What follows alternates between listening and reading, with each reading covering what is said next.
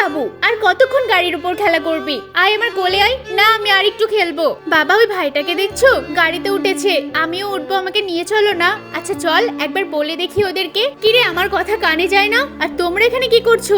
Madam, আমার মেয়েটা একটু বায়না করছে আপনার গাড়িতে উঠবে বলে। কি, এত দামি গাড়িতে আমি ওঠাবো তোমার মেয়েকে? ভাবলে কি করে? আমাদের গাছের কলার কাঁধিটা কিন্তু বেশ বড় হয়েছে। আজকে কলার সবজি রান্না করব। হ্যাঁ বাবা, অনেকদিন পর খাবো। মা দেখো না, ওরা কলা পারছে, আমিও কলার সবজি খাবো। আরে তো ওরা ওই লোকগুলোই যাদেরকে আমরা গাড়িতে উঠতে দিইনি। ওরা কি আমাদেরকে কলা দেবে?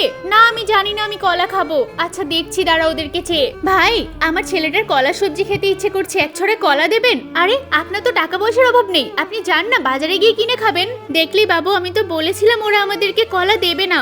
বাবা, কলাটা আমাকে দাও। এই নাও, এই নাও কলার সবজি রান্না করে খেও। এই তুই ওদেরকে দিচ্ছিস কেন? বাবা, আমি তোমাকে সবটা বলছি। এই বাবু, তুই এখানে থাক, আমি একটু ভিতর থেকে আসছি। ঠিক আছে, আমি বরং ওকে একটা ডাক দিই। ওর তো অনেক ইচ্ছে ছিল আমাদের গাড়িতে ওঠার জন্য।